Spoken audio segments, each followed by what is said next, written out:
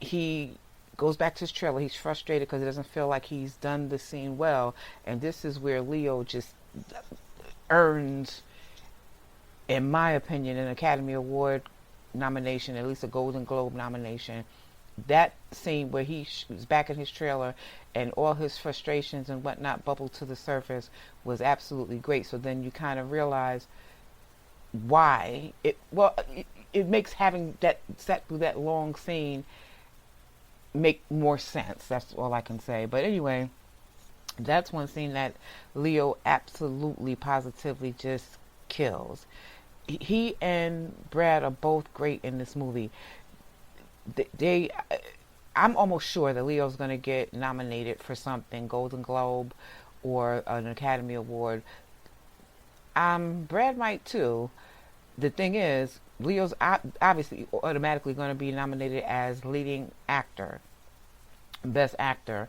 But if he were to get nominated, what would Brad be nominated for? Because if you say best supporting actor, that's not totally accurate because they are both, equally leading men as far as I'm concerned in this movie. And the chemistry that they have in the film is like reminiscent of the chemistry that Paul Newman and Robert Redford had in the back in the day with the Butch Cassidy and the Sundance Kid, and I can't think of the name of the other movie that they did together where they were like con men. That'll come to me later. But though it's like that buddy chemistry, like they probably really get along off screen, and it shows on screen. These two are great. They played off of each other really, really well. Like I said, that's one of the scenes where, Leo really shows that he is an actor. I remember seeing him on Growing Pains when he was a kid, but when I really started to really consider him an actor is when I saw him in What's Eating Gilbert Grape with Johnny Depp, and he had to be in his I would say mid-teens then maybe, and he was a good actor then. So to have seen this progress and watch him grow as an actor, see this man playing this part right here, it's admirable. He's good. The first thing that Brad shows because Brad in this movie is a badass, and it's to be established, that he's the badass because he's Leo's stand-in, but he's kind of like Leo's stand-in / bodyguard / driver / drinking buddy, all of that. Yeah, the scene, I kind of wish that I had not heard about Bruce Lee's daughters having an issue with the scene between Brad Pitt's character and Bruce Lee, because I really didn't have a problem with it, because the whole thing is in this movie, Brad is supposed to be this badass, and I think the point of this scene with him and the Bruce Lee character is to emphasize that this is he's a stunt man. He stands in for, Leo, but he is a badass. He's not afraid and doesn't have any qualms about getting into a little kerfluffle with Bruce Lee. Because, they're on the set of Bruce Lee's TV show, The Green Hornet, and Brad Pitt's character is only there because basically Leo's character has begged I don't know if he's the director, producer, stunt coordinator, but Leo has begged this person to, I won't even say hire Brad's character, because he doesn't hire him. He tells him, you're not going to get paid unless we use you, because Leo's already told him, just let him be there. If you need him to do anything, drive it, whatever you need him to do, he can do it. Just let him, be around. So that's what he's doing. He's in costume and he's standing around. He's not really doing anything.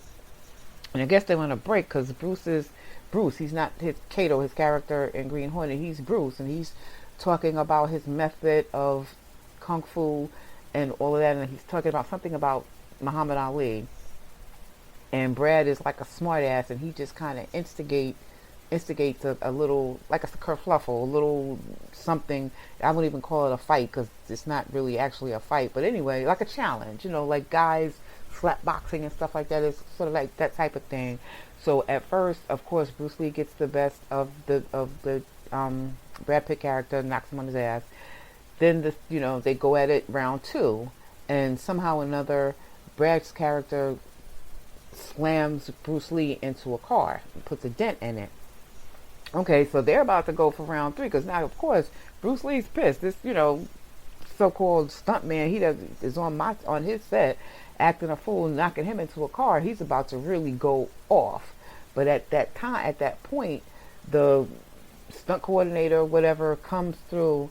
His wife comes through because it's her car that Brad slammed Bruce Lee into, and she really doesn't even like the Brad Pitt character because the rumor around town is that Brad has killed his wife and gotten away with it, so she doesn't like him anyway, and then he's messed up her car, and he's like fighting with Bruce Lee, slamming him into a car. That's the star of their show. She goes atomically ballistic. She goes nuts. And he, of course, gets fired. So, in my opinion, the point of the scene was to show that this Brad's character is, he's a badass. He's not scared of anything, but also he's a fuck up because he doesn't actually, he works for Leo's character. He doesn't really have a job. So this could have been an opportunity that he could have used to, ingratiate himself with the movie people that could have given him jobs, and he just messed it up because he couldn't resist the urge to go after the star of a TV show, which if you're trying to be a stunt person or somebody on the periphery, anybody with common sense would know you shouldn't do. Okay, so that was the point of that scene, but I could understand why Bruce Lee's daughter would take it somewhat personally, and especially since they're saying that Tarantino actually contacted Sharon Tate's sister and had a conversation with her and spoke to her and heard her grievances and took all of that into account and did not do that with her. So that is what it is, and she's entitled to her opinion.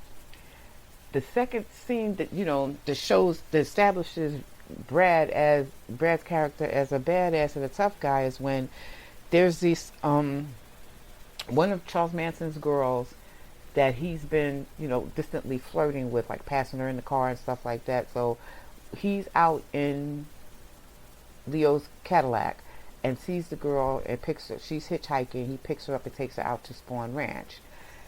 I don't like to do spoilers because if you really are interested, you'll go see the movie, and you don't want to go see the movie if you've been told the whole movie. And if you're not really interested, then you're not even really going to be listening to this anyway.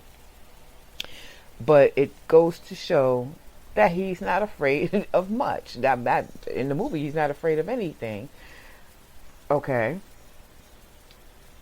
The movie is good to me. I thought it was a really great movie. Like I said, it really captures the essence of the 60s, especially toward the late 60s. It captures excellently the angst of an actor at the end part of his career, what could be the end part of his career. He's had like a really nice career, probably making really nice money working on his television show, his Western television show, but now, the times, they are changing, and that's not what's in. They're still making Westerns, but it's probably changing the type of Westerns that they're making, but whatever, his show is done.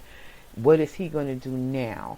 And that's that angst that's coming off of the character, and it's captured very well. And it's something I think that even if you're not an actor, if you're in any type of an industry where you might be getting a little bit older and wondering, how long can I do this? Is this something else I can do? Is this my last hurrah? Have I lost it? Do I still have it? It's conveyed very well. It's very nicely acted by Leo. It's very well directed by Tarantino. The presentation is great. The movie, in my opinion, is great. The last scene it's not the last scene, but the next, toward the end of the movie, Leo is in his kitchen in the middle of the night. He's already drunk. He's making a picture of margaritas. Brad Pitt's character is out walking his dog and smoking an acid-laced cigarette. But Leo's in his kitchen and he hears all this noise, like a messed up muffler or something on a car, and he is livid. He starts muttering and cussing about the property taxes that he pays, and he shouldn't have to put up with this mess. And he's living up in the hills near Beverly Hills. Like, what is this? He storms outside in his robe with his pitcher of margaritas in his hand. And when I tell you that this scene, I cackled. I laughed so hard because it was like Archie Bunker on steroids. He laid those hippies out. He laid those dirty, what do you call dirty little freaks, nasty little this, blah, blah, blah, blah. Get the F out my yard. Back this crap, da, da, da, da. And the kid is telling him, whatever his name is supposed to be, Manson's guy, Tex Watson, is like, okay, I'm trying to, I can't turn it, but back this shit up. Get it up out of my yard. I don't know what Leo tapped into to do that scene, but whatever it was, he did it. He nailed that. He did that. And afterwards, I'm saying to myself, why are you laughing so hysterically at this scene? Why is this scene so funny to you when all of these epithets and profanities that he directed toward these hippies, he could have replaced that with any derogatory term toward black people, toward Hispanic people, toward gay people, and the tirade would have been the same. It was so, like I said, Archie Bunker on steroids that I don't know if he was actually foaming at the mouth, but that's what it sounded like. It was great to where the hippies in the car looked scared, like, oh my God, we got to get out of here.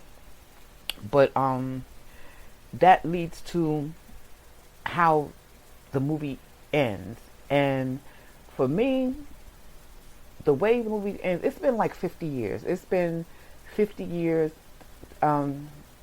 This is the 50th, this August is the 50th anniversary, and I hate to say anniversary because the anniversary should kind of take something joyful. But it's been 50 years since the Tate LaBianca murders.